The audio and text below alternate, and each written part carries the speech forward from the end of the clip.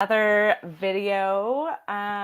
Today, I want to talk a little bit more about boundaries and supporting the emotions that might come around boundaries.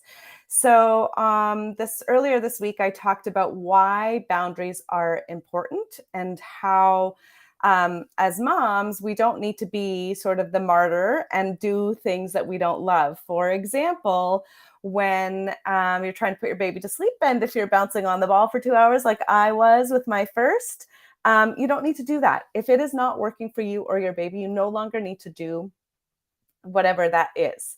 On the other end of that, if it is working for you and your baby, then keep doing it. But today I want to talk a little bit more about how to put boundaries in place and also how to support the emotions around it.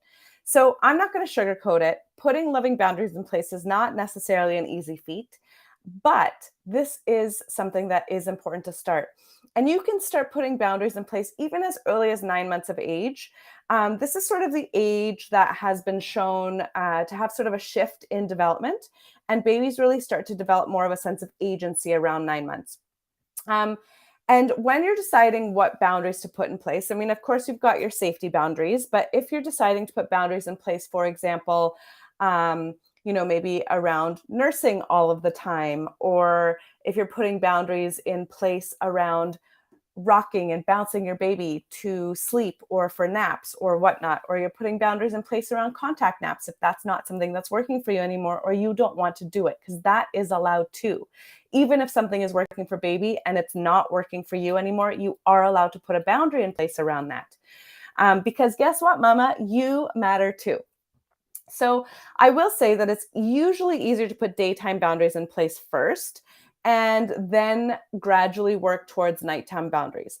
But either way, the important thing is with putting loving boundaries in place is really to be consistent and to hold the boundary as consistently as possible, and knowing that it's going to take some time. It's not going to be a quick fix. It's not going to be like, oh, in 3 days, your baby will be sleeping through the night. That's what the sleep training world wants you to think, but that is not the case if you are being respectful and supportive and responsive to your baby. Usually it doesn't take 3 days. Sometimes, you'll start to see sort of shifts or changes or small progress towards whatever you're working towards within about 5 to 7 days, but sometimes it can take as long as 2, 3, or maybe even longer, more weeks. So just know that it is going to take time, especially because you're still responding to your baby when you're putting these boundaries in place. This is not a like, I'm going to put my baby in the room, close the door, and just let them cry it out. That is not what I'm talking about when I say put boundaries in place. So this is going to take some time, and there's going to be kind of ebbs and flows where there will be some days that seem harder than others. There's going to be times when you feel like you're going backwards instead of forwards. But just know that that is the way babyhood, motherhood, parenthood is. And I also want you to know that there will likely be tears. There will be emotions around this change, around this boundary, because really you are making a change. There might even be some physical signs like hitting or grabbing, or if you've got an older toddler who's already walking, they might be running away or screaming while the boundary is being put into place and while this change is happening. And these are all normal reactions, because the only way our toddlers have of communicating that something is different and that they do not like the different is through those means of crying, of hitting, of running away, of yelling and screaming and all of the things. That's the only way to communicate that they don't like this change. They don't have the words to say, Mommy, I don't like that you're not bouncing me to sleep anymore. I'm used to the bouncing to sleep and I don't like it anymore. Their way to communicate that is through crying or these other sort of more physical means. But with time and consistency, these boundaries will become easier. Your older baby or toddler will also then have had the chance to express their emotions around those tears, or around the boundary, around the change. And as they let go of that status quo that they were in before. So status quo is something that our brain really tries to get back to because it's same, it's familiar, it's predictable, and AKA is viewed by our brain as safe. And so our brain and body really wants to get back to status quo, and it doesn't like the new.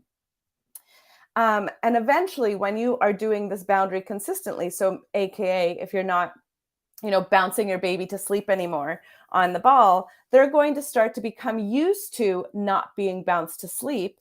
And that is going to eventually become familiar, predictable, AKA safe. Okay. So it becomes less scary, more familiar, and therefore safe. Um, so there may be days or nights where you've tried to put a boundary in place and you're so exhausted and you just resort to whatever works. So for example, if you've got a toddler, let's say, and you're putting some boundaries around nursing every week, maybe your toddler's still waking up every 2 hours and you've decided, okay, you know what? I can't do that every night. I'm exhausted. I cannot do the, waking every 2 hours and nursing every 2 hours. Or if your baby is nursing every 2 hours and you know that they're only comfort nursing, then you can put a boundary in place around that. But some nights are going to be rougher than others, I mentioned, right? So some nights are going to be like, okay, I can put the boundary in consistently. I'm good to go. We're going to try all the other soothing techniques. I definitely recommend habit stacking or adding in more sleep associations, for example, in that situation. So you would be adding those in while you're nursing, and then you're gradually going to take the nursing away, for example. And so it's okay to live in the moment and to decide in the moment. So maybe it's 3 o'clock in the morning. You've already been up 5 times that night.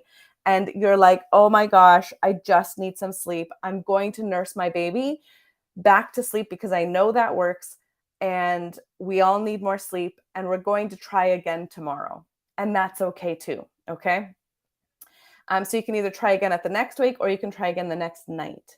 The important thing is to keep trying. So if assuming that this is still a boundary that feels right in your heart, it's really important to keep it consistent as much as possible. Okay. But ultimately, you get to choose. You get to choose whenever. Does this still feel right in my heart? Is this still the boundary that I want to put in place?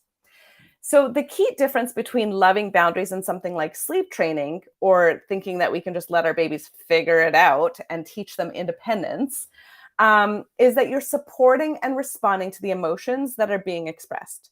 You are still supporting your baby, even if they wake, but maybe you're not nursing them back to sleep. Yes, there's going to be tears. You are supporting those tears. You're allowing that emotion to happen because that's what we want. We don't want to suppress the tears. We don't want to be like, oh no, shh, shh, shh, don't cry, don't cry, don't cry. Let me do all of the things to not cry. We want to allow our babies to actually express those emotions around that change. This is a very, very tricky part for us as mamas because the crying either A, stresses us out because it triggers us, or we just want to help our babies and do the thing that's the best and the easiest and to stop the crying. But if this is a boundary that you're really wanting to put in place because it's not working for you anymore, then it is okay to allow that emotion to happen, to get to the other side. Imagine if you had something at work and you were like just so angry, or maybe you were very sad about something and you were just so angry and yelling and crying. And what if your partner said, shh, shh, shh, it's okay. I don't want you to cry. It's okay. Don't cry. Don't cry. Don't cry. Stop crying. Don't cry. Don't cry. That would probably enrage you, right? Versus if they were just there offering loving support, giving you a hug, holding you, sitting next to you if you didn't want to be touched until you were done expressing that emotion. And then they could have the big hug. You could melt into them and just calm and relax. This is the exact same for our babies. We need to know and think and intentionally be aware that they need to express their emotions just as we do. By allowing them to express their emotions, by being there to support them through those emotions, we're actually teaching them that it's okay to have emotions. It's okay to be angry, to be sad, to be frustrated, to be, disappointed, just as much as it's okay to be happy and excited and curious and all of the things. It's okay to have those negative emotions. And I will still be here as your parent to guide you through them, to be here when you need me.